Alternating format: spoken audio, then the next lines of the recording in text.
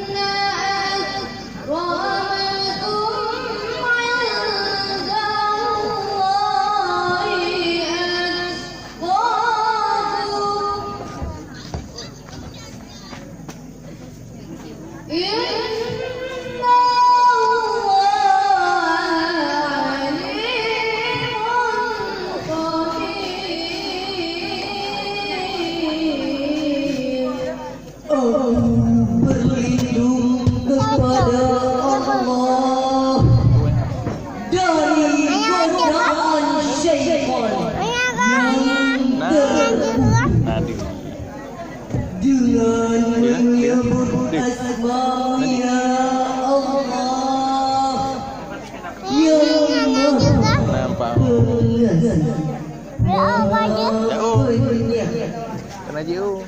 Wahai manusia, sesungguhnya kami menciptakan kamu dari seorang laki-laki dan seorang perempuan dan menjadikan kamu berbangsa.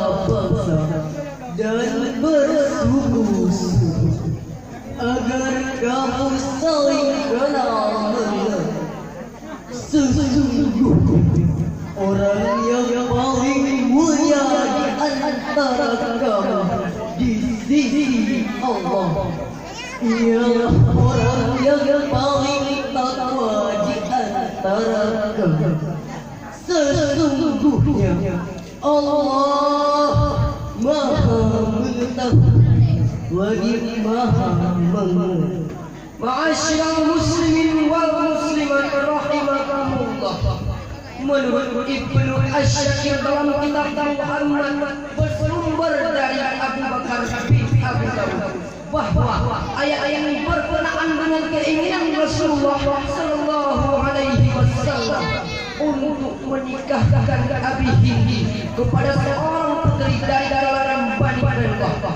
Bani Balbah dengan sisi berkata kepada Rasulullah, "Ya Rasulullah, pantaskah kami menikahkan putri-putri kami kepada budak-budak kami?" Rasulullah belum sempat menjawab, lalu malaikat Jibril datang menyampaikan, abadan jahiliyah in ba'dina ja'atumul bayyinati wa ala ahduru bainakum. Artinya, apakah kamu akan kembali ke tradisi jahiliyah bercabang setelah datang penjelasan yang aku masih hadir di antara kalian? Sikap keras Rasulullah tersebut hadirin merupakan upaya untuk merajut persatuan dan persaudaraan yang harus kita teladani dalam menyikapi kemajuan bangsa kita ini, karena perpecahan yang terjadi kaum Aus dan Khazraj merupakan simbol bibit perpecahan yang akan menggoyahkan kekuatan suatu bangsa. Sebagai bukti disebabkan perbedaan pendapat masalah ruhiyah, beda organisasi yang diperkokoh oleh kepentingan pribadi, lantas putus silaturahmi. Akhirnya yang terjadi adalah saling tonjok, saling rampok, bahkan saling bajak. Hal ini sudah sering terjadi di Nusantara ini, bahkan tidak tertutup kemungkinan hal yang sama terjadi di tanah air jauh yang kita cintai ini. Masalah ruhiyah menjadi pembahasan hal yang dibicarakan, sementara masalah fundamental mendasar malah didiamkan. Sebagai contoh, masalah pendangkalan akidah dan kristenisasi yang terus berkembang jauh dari perhatian kita semua. Betul hadirin, sebagai warga negara Indonesia, mari kita wujudkan dan pelihara nilai-nilai nasionalisme. Renungkan kembali falsafah dari momentum Sumpah Pemuda yang telah diikrarkan oleh bangsa Indonesia, bahwa kita satu bangsa dan satu bahasa. Jika upaya dan langkah-langkah ini sudah kita lakukan, mudah-mudahan bangsa kita akan mendapatkan keberkahan dalam menjalankan pembangunan di negara ini. Sebagaimana yang Allah janjikan dalam surah Al-A'raf ayat 96 yang akan dilantunkan oleh Qari.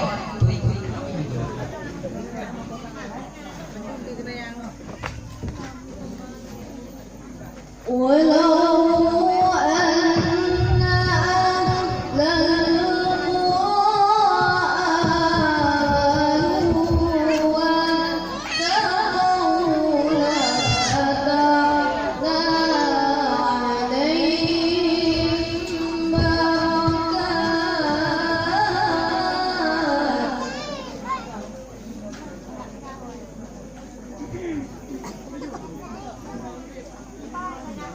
la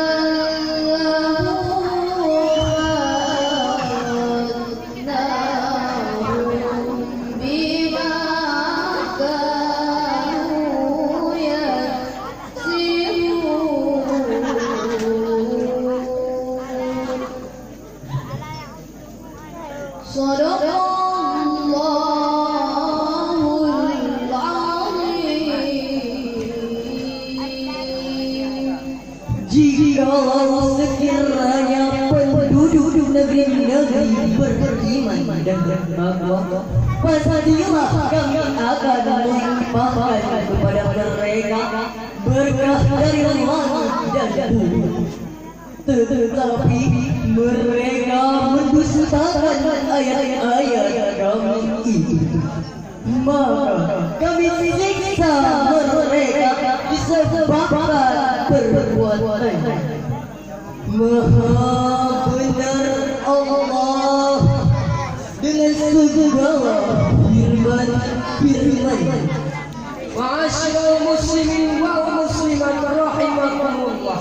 Dr. Muhammad Sulaiman Al-Ashqari dalam kitab Subdatul Tafsir beliau menjelaskan, "Lafatahna 'alaihim barakatin minas sama'i wal ardi, ay wasi'na 'alaihim khairan min kulli jannah." Artinya, pasti Allah berikan keberkahan dari langit dan Allah lapangkan keberkahan dari bumi. Syaratnya iman harus bersemayam di dalam dada dan takwa yang menghiasi seluruh raga.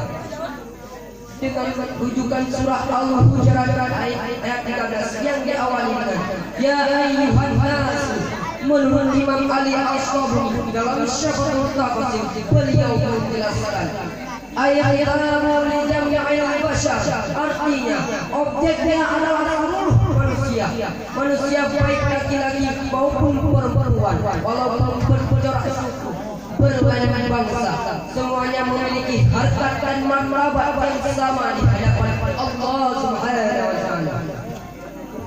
Ma'asyiral muslimin wal muslimat rahimakumullah. Timbul pertanyaan, bagaimana sikap nasionalisme kita sebagai bangsa Indonesia ini hingga berujung pada sebuah kemerdekaan?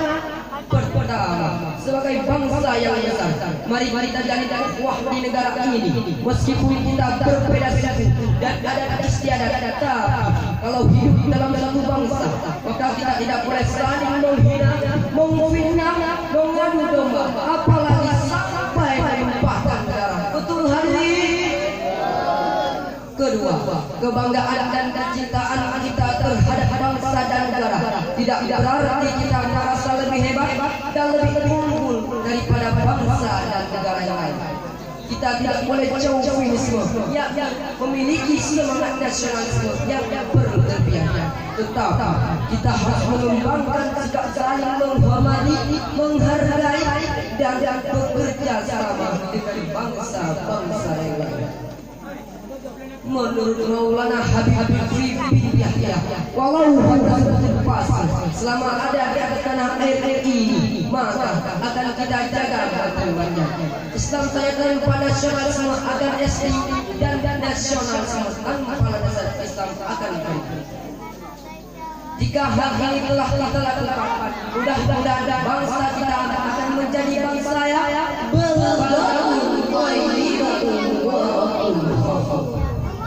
hanya ini yang dapat kami sampaikan. Lebih dari kurang kami mohon maaf. Kami akhiri dengan wabillahi taufiq wal hidayah. Wassalamu